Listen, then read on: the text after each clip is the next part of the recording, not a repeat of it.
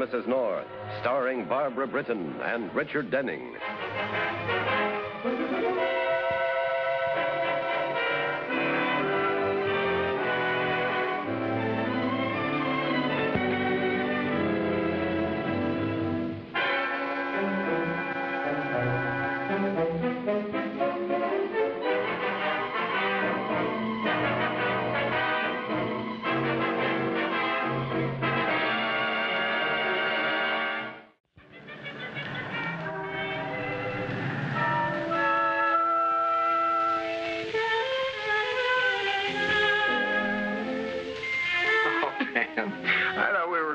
For the weekend, not for the summer.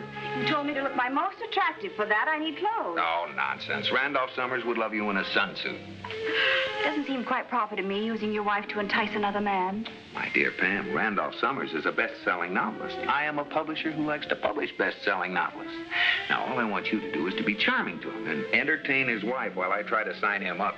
I'll show her my card tricks. Well, I wouldn't call that entertainment. Oh, Pam, you don't really need all this junk, do you? We'll only be there 2 days, and we're the only guests. You use your weapons. I'll use mine. You know, darling, I'm rather looking forward to a peaceful weekend in the country. When has it ever been peaceful with you around? Oh! See what I mean?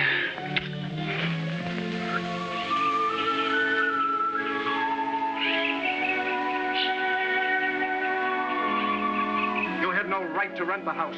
Without even discussing it with us. It's disgraceful. But I tell you, I couldn't help it. Don't keep telling me you couldn't help it. Are you sure this is the right place? We had an understanding, an agreement. Oh, Jerry, yes, come in, come in. We're having a fight. Private or free-for-all? This is my wife, Pam. Randolph Summers? I so look forward to meeting you. Oh, here's Pam and Jerry North. How do you do? These two snakes in the grass are Jim and Phyllis Tucker. Randy, you're just being pig-headed. I'm sorry. Oh, don't mind us. We never miss it if we can. Well, you're in for a good one. You see, the Tuckers live next door. In fact, I'm the landlord. Well, that's a good start for a fight right there. Oh, it gets better. Randy, I think we'd better call time, at least until I've shown the North to their room. Mm-hmm. Oh, don't stop on account of us. Oh, man. It's not that interesting, Mrs. North. It's just that the Tuckers have sublet the house to a man we thoroughly dislike. A mistress of understatement. Shall we go up? Anybody home? If it's who I think it is, the answer is no. Well, well, well. If it isn't my old pal Randolph and Jerry North, the boy publisher. Hello, Walters. And what do you want? I think that you all know my wife, except this young lady. I'm Pam North. And I'm Ned Walters, a rival publisher of your husband's. You must have heard him talk of me. He hates my inside. Yes, who does not? I call that very unneighborly. I'm sorry to barge in like this, but we just wanted to get the key to the house from the Tuckers. Oh, you must be the people who rented. It's ironic, isn't it? Poor old Randy has his least favorite character installed right next door to him. Excuse me one moment. I'm going to burn that house down. Why don't you wait until we're in it? Jim, could we have the key to the house? My wife wants to do a few things, sort of do the place over. Over my dead body? Oh, don't you both being a little childish. After all, we are going to be neighbors. We might as well make the best of it. What Mark is trying to say in her faltering manner is, why not bury the hatchet? No, don't tempt me. Mrs. Walters is right. It's silly to carry on this feud. Why don't you all make up, and then we could smoke a pipe of peace or something. Well, I'm perfectly willing. I'll even take a drink on it. Go on, Randy. Okay, I surrender. Well, what about those drinks? May I help you? What's everyone going to have? Scotch on the rocks for me. I seldom take a drink, but since this is such a joyous reunion, make mine bourbon on the rocks. I'm in the publishing business, too, Mr. North. Oh, is that so? What firm? Jim is my editorial assistant. I'm sending him to London to open up a branch. At least that's what he thinks. Actually, I'm getting him out of the country so that I can live in his house. Why, Phyllis, you get more like your father every day.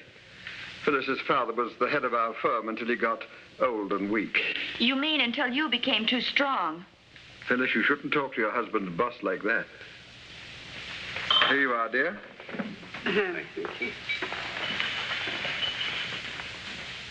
Ladies and gentlemen, I give you a toast to new friendships. To you, Randolph. Oh, that's Scotch, and I hate the stuff. You have my drink, dear, and you've already drunk most of it. Drink and be merry, for tomorrow we die.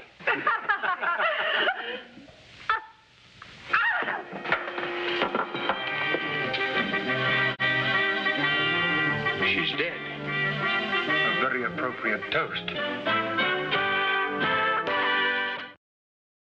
As sheriff, I warn you that none of you may leave the county until after the inquest. But surely there's no reason to keep me here.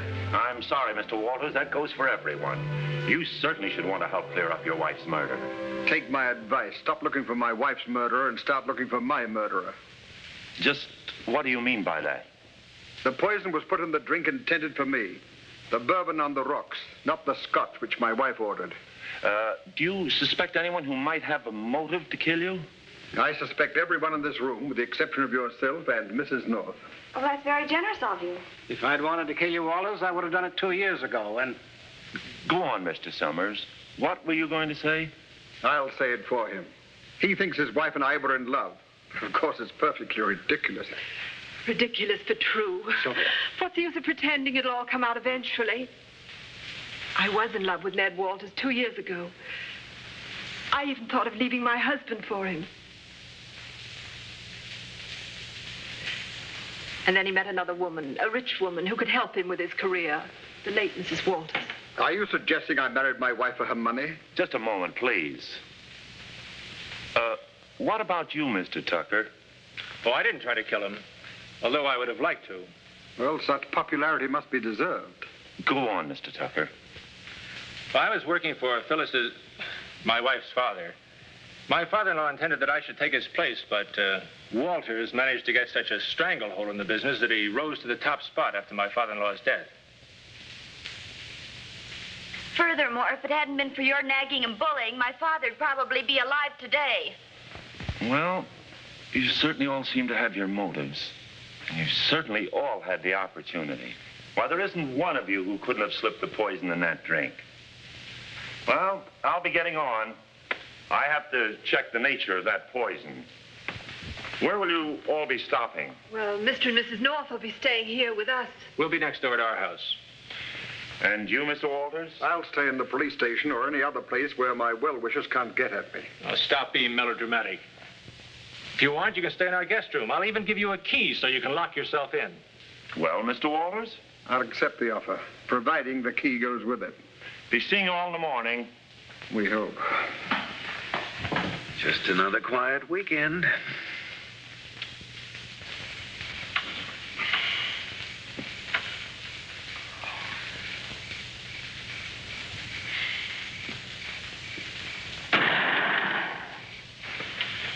Jerry! Jerry! What you want? I think I heard a shot. It sounded like it came from the Tucker house. Oh, don't be silly. It's only that confounded owl.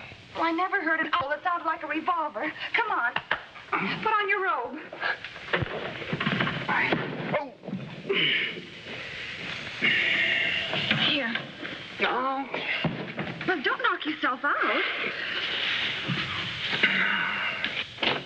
What was it, a shot? Yes, someone shot at me. Well, did you see anyone? No.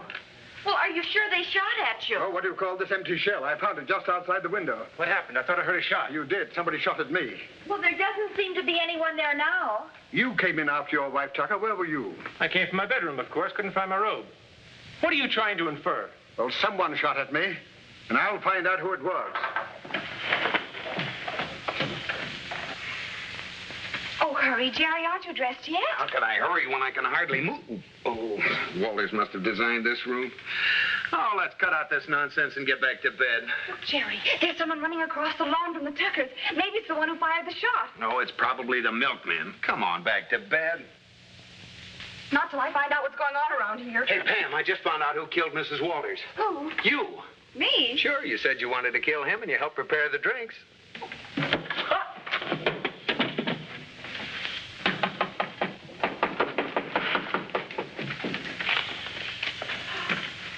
Ned Walters, what are you doing here at this hour? Where's your husband? He's upstairs asleep, of course. That I'd like to see for myself. You'll do nothing of the kind. I fully realize what you've been through tonight, but other people deserve consideration, too. How long has he been asleep? Well, I don't know exactly. He came to bed shortly after I did. Why are you so concerned? Because I think he tried to kill me. Oh, you're insane. He's been asleep for hours. And anyway, he doesn't walk in his sleep.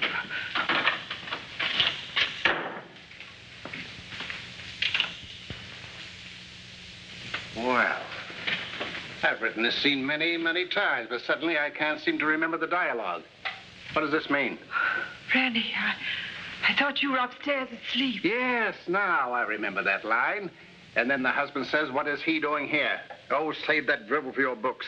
I came here to find out why you took a shot at me just now. That's about as lame an excuse as the other one about somebody trying to poison you. What do you think I'm doing here, Summers? Trying to warm up old embers? Get out of here. Randy, please. You go to your room, Sylvia. No, there Randy. are several things you must I lose your temper. Oh, Ned, get out of here before there's any trouble. Not before I find out one thing. Somebody took a shot at me through my bedroom window. Your wife said that you were upstairs asleep, and now you come in fully dressed. I want to know where you were and what you were doing. You probably won't believe me, but I was out taking a walk, thinking about you. I suppose I should feel flattered. No, not particularly. I was thinking I should have killed you 2 years ago. Randy, no, you mustn't say things like Don't that. stop him. He means it. You bet I mean it. Oh! Mrs. North, what's happened? I came down for a glass of cookie and milk. Oh, Pam. Pam, are you all right? Oh, gosh, I thought you'd broken your neck. Oh, come now, North. We can't have everything.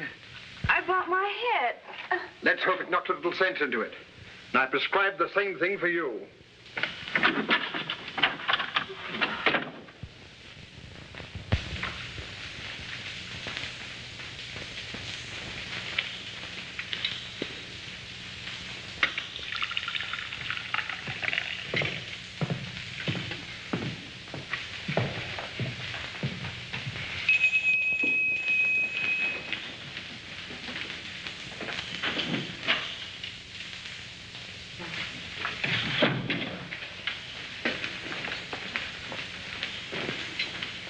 Morning.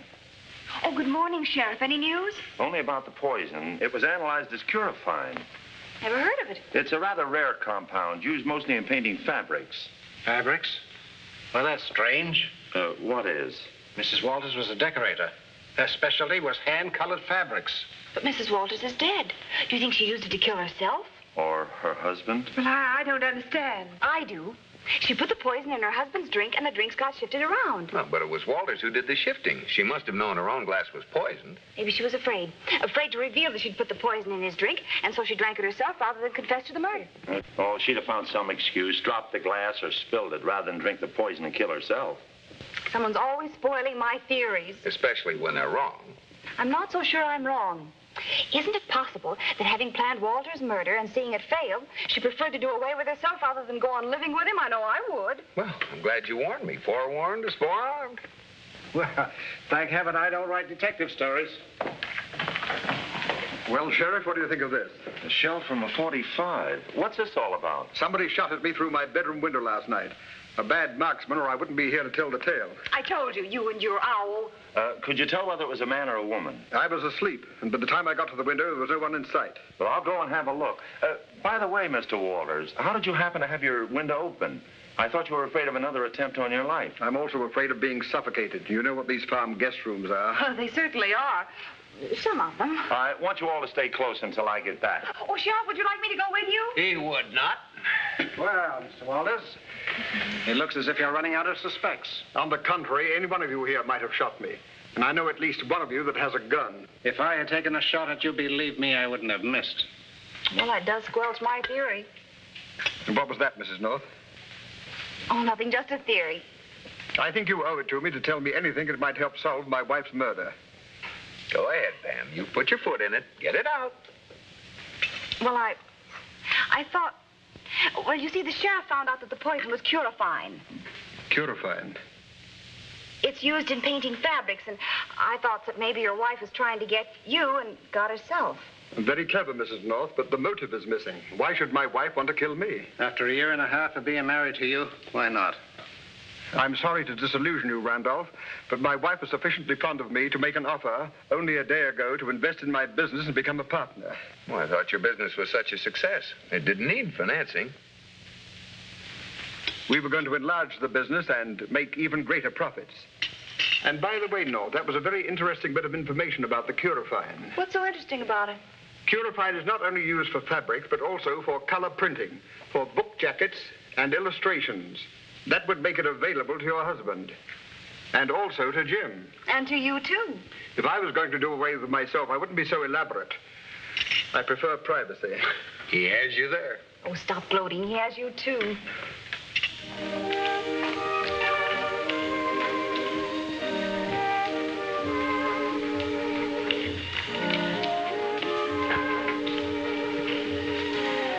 How can you play cards at a time like this? I like cards. You don't play as though you do. That's my hand. Oh, sorry. Pamela, keep your mind on the game, please. I wonder why that sheriff doesn't come back. Well, I'll bid 1 spade. 2 hearts. I'll buy. Anytime you're ready, Pam. Ready for what? Ready for your bid. We are playing bridge. I bid a diamond. Insufficient bid. Why is it? He bid 2 hearts. Oh. Maybe the sheriff got lost.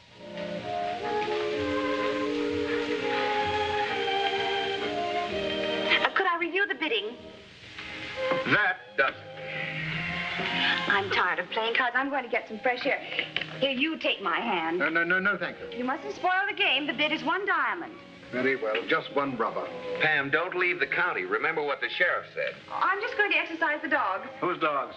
Mine.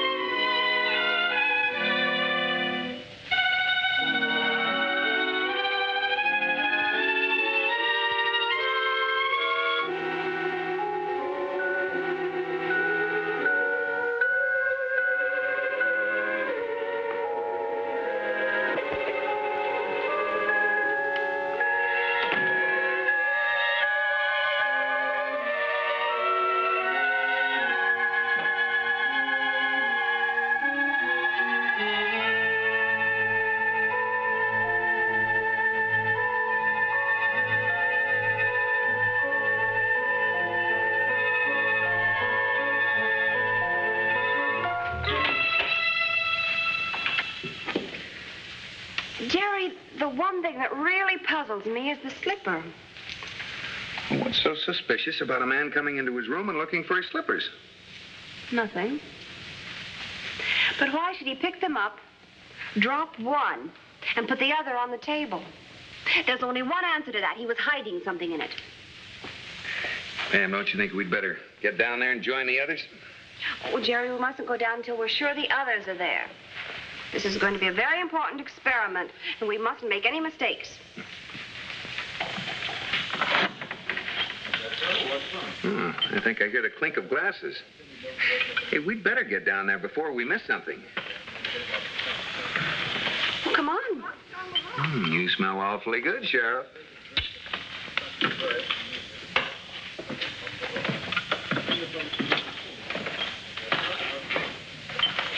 You sure you know what to do now? Yes, but I'm not sure I'll let you do it. Oh, darling, you've got to. It's the only way. Oh, the things you can think up to get us into.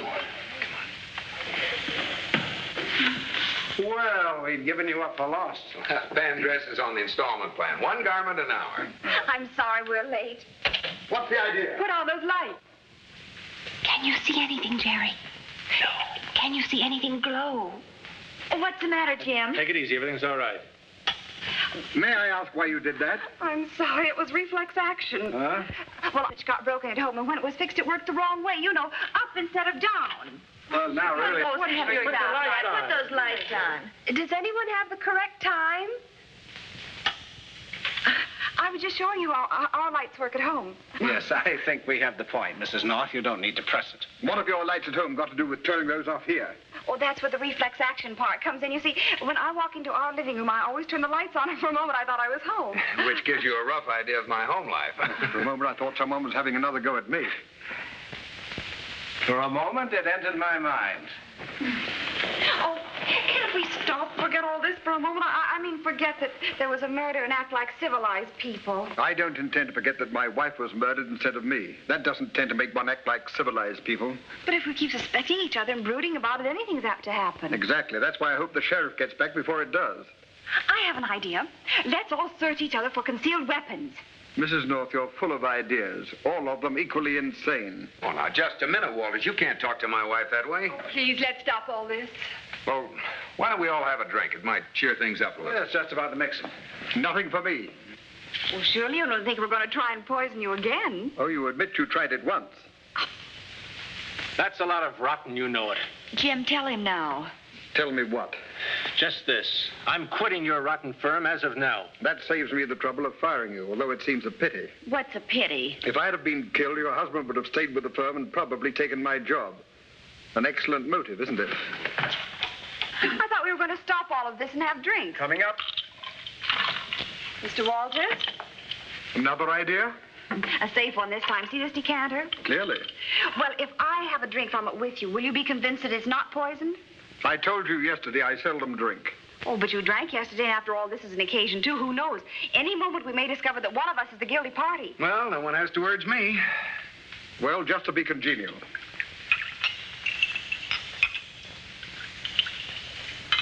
See? Nothing up my sleeve or even in my glass except liquor.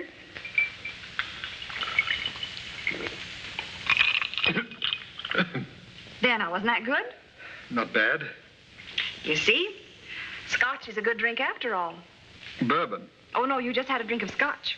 Bourbon, it says so on the decanter. We switched them earlier this evening when no one was downstairs. What is this? Very simple, Randy. Yesterday, just before Mrs. Walters died, Mr. Walters said he couldn't stand scotch. In fact, he shifted drinks with his wife. Well, he just drank a whole glass of scotch and admitted he liked it. What have you got to say to that, Walters? Well, you're a fine bunch of amateur detectives. You'll also recall that I said that I seldom drank. I wouldn't know the difference between bourbon and scotch. You knew the difference yesterday. And by the way, slipper, who has the slipper? What do you mean by that? Well, I hope you don't mind, but I was under your bed when you were groping for your slipper. You left one on the table in your room. What was in it, Mr. Walters? The poison? Are you implying... Hold this. Jerry, grab him. The watch! What's going on here? Here's your murderer. And here's the Curify. It was planted on me. I think not. I've done some checking, Walters. You insured your wife's life for $100,000 just last month. That's the money you were after. I might have known it. This is an outrage. I demand to see my lawyer. You can get in touch with him from the jail. By the way, Mrs. North, how did you know? Oh, it was so simple. You see, I was under his bed. What? Don't interrupt. I went out to get a breath of fresh air, and while I was under his bed, he reached in for his slippers, and I saw his watch. It glowed, so I knew that whoever had a glowing watch must be after the poison. They had to be the murderer.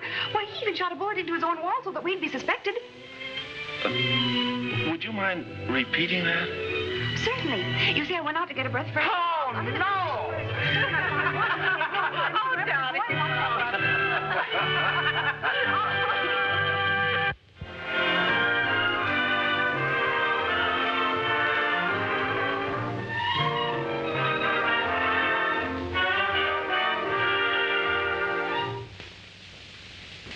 Mr. and Mrs. North is directed by Ralph Francis Murphy.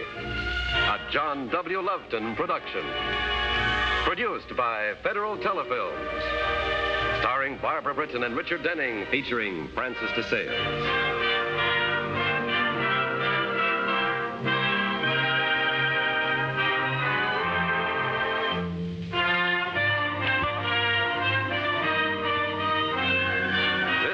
Film presentation.